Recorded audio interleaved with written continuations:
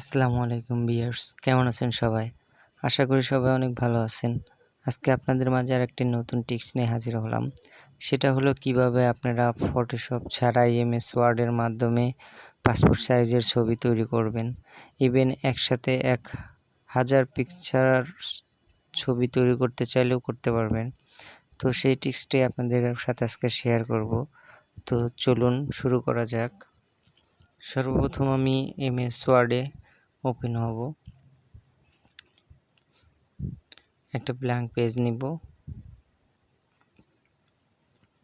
এখান থেকে আমি একটু জুম করে দেই। তো এখান থেকে আমি পেজের সাইজটা সেট করে নেব। তো লেআউটে যাব, যাওয়ার পরে পেজ সাইজ এখান থেকে আমি A4 সাইজে করব। তারপরে মার্জটা আমি কাস্টমে গিয়েও করতে পারেন।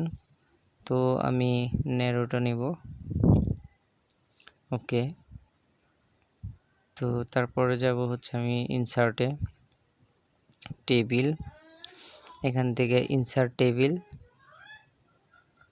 তারপরে হচ্ছে এখান থেকে আর কি আপনি কতগুলো একসাথে করতে চাইতেছেন। তো আমি প্রথমে তো একসাথে 100টা করব। তো এর জন্য উপরে আমি 4টা করব, 4 দিব এবং নিচে দিব হচ্ছে 25। রো হচ্ছে 25, কলাম হচ্ছে 4টা। ওকে, জুম করে দিয়ে একটু দেখেন। আচ্ছা, এরপর আমি লেআউটে যাব। এখন হচ্ছে মেজারমেন্টটা দেব। আসলে সাধারণত পাসপোর্ট সাইজের ছবি তৈরি করতে আপনার হাইট লাগে হচ্ছে 2x2 আর কি। আর এখানে ওয়েট লাগবে হচ্ছে 1.7। সরি, এখানে একটা সিলেক্ট হয়েছিল, আমি ফুলটা আবার সিলেক্ট করে নিলাম। 2x2 এবং 1.7। ওকে, দেখেন হয়ে গেছে। এখানে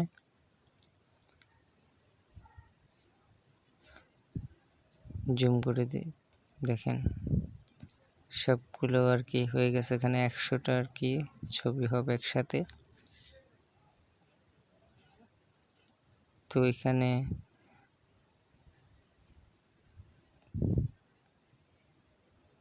সরি, আমি হোমে গিয়ে নিচে যে ফাঁকা জায়গাটা আছে ওটা আমি সেট করে দেব।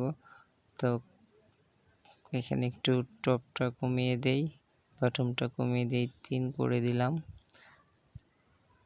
তো দেখেন এখন আর কি ফাঁকা জায়গাটা সরে গেল। এখন পেজটা অ্যাকুরেট হলো। এখন এই সাইডে কম বেশি হয়ে গেছে, তো এর জন্য আবার লেআউটে যাব। লেআউট থেকে আমি যাব হচ্ছে প্রপার্টিস, এখান থেকে আমি সেন্টার করে দিব। ওকে, তো এখন দুইটা সেন্টারে আসলো, চারদিকে সমান হলো। তো ওকে, এখন দেখেন আমার পেজ নষ্ট কম হবে আর কি, চারদিকে সমান হয়েছে। এরপর আমি এখন মূলত কাজ একটু জুম করে দেই। আমি এখানে একটা পিকচার ইনসার্ট করব। তো ইনসার্টে যাব, আবার ইনসার্টে গিয়ে পিকচার ইনসার্ট করব। তো পিকচারটা যেখানে আছে আপনারা সেখানে আর কি করবেন। তো এই পিকচারটা আমি নেব এখানে। তো ওকে, পিকচারটা নিলাম। পিকচারটা আমার একটু ক্রপ করতে হবে। তো এখানে আগে আমি রাফ টেক্সট করে নেব, ইন ফন্ট অফ টেক্সট, যেটা আমি মুভ করতে পারি। হ্যাঁ, এখন হয়েছে। তো এখানে আর কি ওই যে কলমগুলো যেরকম হয়েছে তো ওইটা সেম রাখবো, ওই মেজারমেন্টের সমান করব। তো ওর জন্য আর ব্যাকগ্রাউন্ড চেঞ্জ কেমন করতে হয় আমি ডেসক্রিপশনে একটা লিঙ্ক দিয়ে দেখব, ওখানে দেখবেন কিভাবে ব্যাকগ্রাউন্ড রিমুভ করে। তো ক্রপ করব।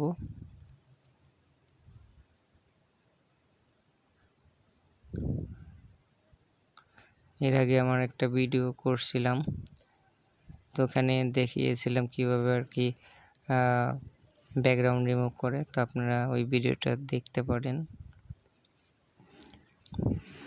তো এটা আমি সই করে নিই। ওকে, ক্রপ করলাম। ও কম বেশি হয়ে গেল, তো যাক, সমস্যা নাই। আবার আমি কপে চাপ দিই।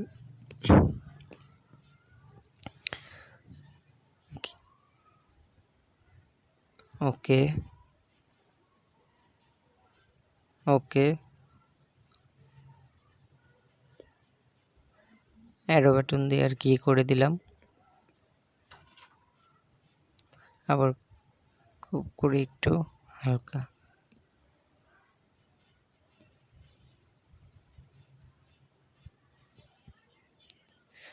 ওকে, হয়ে গেছে। তো আমি চাইতেছি পিকচারটার বর্ডার দিতে, তো এখান থেকে পিকচার বর্ডার যাব, ব্ল্যাক দিলাম। তো এখান থেকে বর্ডারটা একটু মোটা টাইপের আর কি, সরু, এটা দিয়ে দিই, তাহলে ভালো লাগবে। যেটা একটু কম হয়েছে, আমি 1 ইঞ্চি কিংবা 1.5 ইঞ্চি, এরকম 1 ইঞ্চিরটাই দিই, ভালো হবে। ওকে, হয়ে গেছে। আচ্ছা, এখন এখান থেকে আমি যাব মেইলিং মার্কস আর কি, এখানে গিয়ে স্টার্ট মেইলিং মার্কস, লেভেলস। ওকে, একটু ওয়েট করব।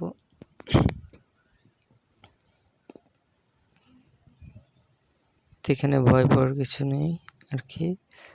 1/4 যে আছে এটা আমি ওকে করব।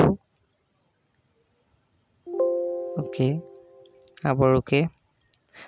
তো চলে গেছে, আমি Ctrl Z করব, আসবে। ওকে, আসছে। এখন এখান থেকে আমি আপডেট লেভেলসে ক্লিক করব, ম্যাজিক।